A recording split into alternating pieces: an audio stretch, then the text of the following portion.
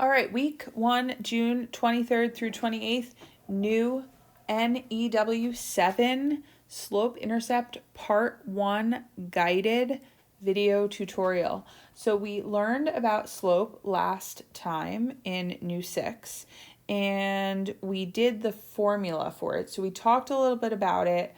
We looked at what each of the different slopes could be, and then we worked on the formula. So this time around, we are going to look at what could be the case with some graphs and slope-intercept form and that kind of stuff.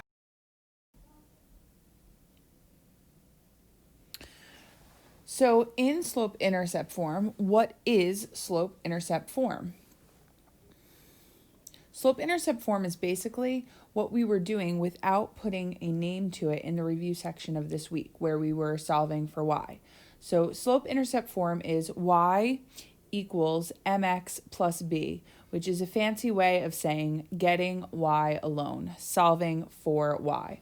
All right, so this is where our m is our slope and b is our y-intercept.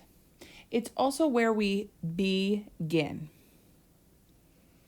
And again, if I came up with this, had I come up with that, I don't know, hundreds of years ago, I would probably be retired on a beach somewhere. Well, I'd also be really old, but you know what I mean. If I had come up with that, I'd be retired and rich, but B is where you begin, and then your slope is where you move from that point. So when we are writing the equation given the slope and the y-intercept, we want to do this again. I'm all about my templates, you know this by now, and we're only a day in, okay? We want a y and we want an x in our final answer. So we're just basically filling in what comes before the x and what comes after the x. What comes before the x is the slope, and what comes after the x is the y-intercept. So before the x is the m, which in this case is -2/3, because that's the slope that they gave us. And then what comes after the x is the y-intercept. This is what is added or subtracted to it, and in this case, it's +1. Slope and the x are attached by multiplication. The y-intercept is added or subtracted on afterwards. So if I want to write this just so that you know, because you wouldn't necessarily write it with the line, it would look like that. Y equals -2/3x plus 1. For the next one, the template would look like y equals blank x blank. Slope goes before the x, b goes after the x. Writing it without the lines, we have y equals 1/2 x minus 3. And we're done. Next one, y equals blank x blank. We have -3 as our slope. We have -5 as our y-intercept. We write it y equals -3x minus 5. And number 4, we have y equals blank x blank. We have 4x plus 0. You could write -0 as well. Either way, when you rewrite this, you can either have y equals 4x plus 0 or y equals 4x. Again, either one works.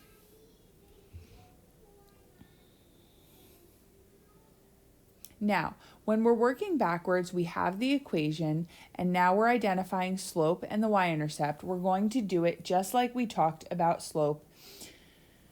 Is our m always attached by multiplication to our x, and b is our beginning point, or our y-intercept is always added or subtracted afterwards. So following that same line of thinking, our slope is attached by multiplication, our y-intercept is attached by addition or subtraction afterwards. So 3 over 1 is our slope. Now, why did I put it over 1? Well, we talked a little bit about this in the last video. We always want a slope to be a fraction for that rise over run, the two numbers. So if it's a whole number, I'm going to throw it over 1 because it doesn't change my value. And then -1 is going to be our y-intercept here. Hold off on graphing for a minute. I'm going to go ahead and grab all my slopes and all my y-intercepts. So go ahead with me for a minute, and then we'll come back and come back and do it.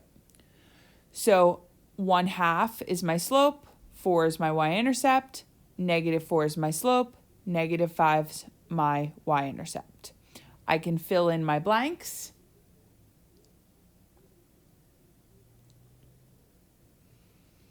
Now, for graphing, I told you B is where you begin, and it's a y-intercept. So it's an up or a down movement. B is the y-intercept, so it's only an up or a down movement, all right? So if I'm negative, more specifically a -1, that means I am down 1, all right? I am down 1, and I'm going to mark this point now on my y-axis.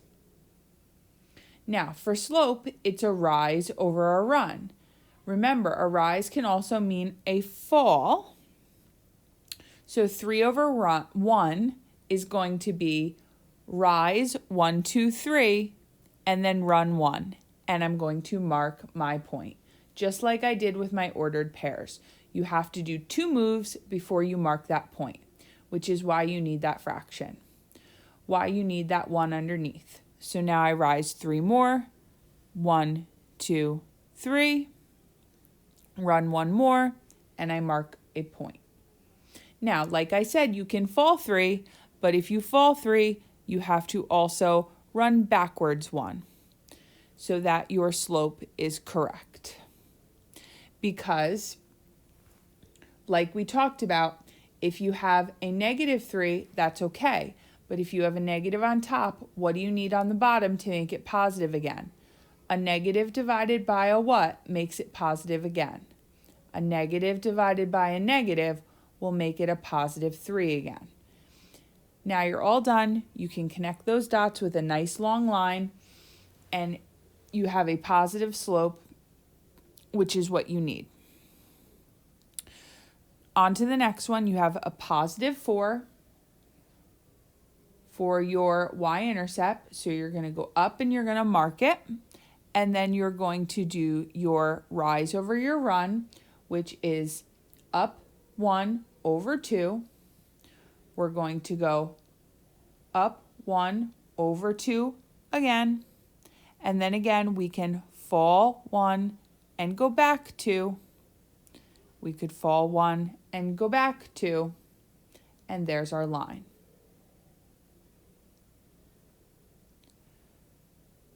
For this one, we're going to go down 5 and mark our point, and that's our y-intercept, where it hits the y-axis. Now here's a good thing to recognize, because this right here says drop 4, run 1. But I can't drop 4, right? I don't have the room on the graph. So what if I rise 4? If I can't do 1, I have to be able to do the other, like we said earlier. So I can either have -4 over 1, or I can have 4 over -1. The negative can be attached to the top or the bottom. So I'm going to go up 4, 1, 2, 3, 4, and now I have to go backwards 1, and I plot my point there. If you look when you connect your dots, remember, I'm reading this left to right, as I always do. I need to be skiing down this hill because my slope is negative, as seen in the original equation. This was my slope. and it needs to match.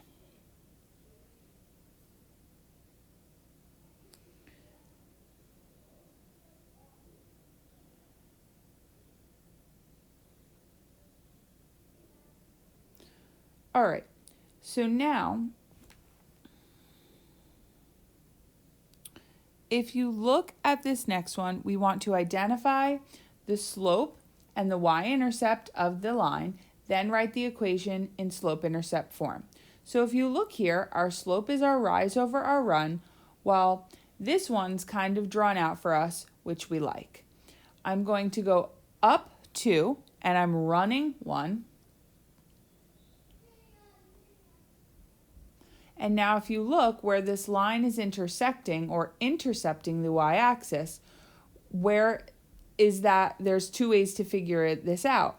You can look at where that intersection is happening, or you can look at the point and remember all the way back from the beginning when I said that the y-intercept will always be 0, comma, a number. And 0, comma, that number will always be your b, or your y-intercept. So knowing that your slope is 2 over 1 and your y-intercept is 3, your equation, remember all the way from the top of the page, y equals blank x blank. Your slope goes before your x, your b goes after your x, add it on. And if you rewrite that, it'll be y equals 2 over 1 x plus 3, or just y equals 2x plus 3. Now here we have a little bit more work to do in this final problem, because they didn't mark out the slope for us and they didn't box it out for us like they did here in this number 8. So we have to figure it out left to right. How many did we go down? How many did we go over? Well, if I go from left to right, I obviously went down because I had to start here at the top. So I start counting down. How many did I have to drop? And then how many do I have to go over? So I can count my boxes. So I went 1, 2, 3, 4, 5, 6, 7, 8 down.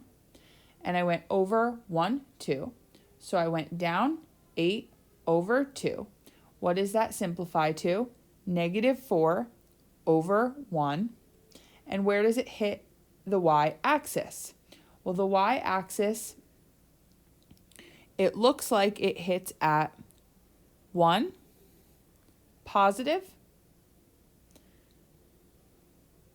It hits right there, and that makes my equation y equals -4 over 1x plus 1. Or y equals -4x plus 1. Try some out on your own, come back with questions, let me know how it goes.